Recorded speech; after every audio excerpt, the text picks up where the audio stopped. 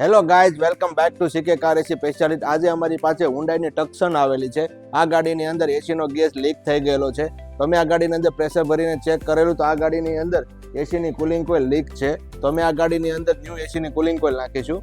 જો તમારી ગાડીમાં એસીને લગતા કાંઈ પણ પ્રોબ્લેમ હોય તો એકવાર અવશ્ય વિઝિટ કરો સીકે કાર એસી સ્પેશિયાલિસ્ટ, ગજેરા કંપાઉન્ડ, મોટા વરસાદ, સુરત.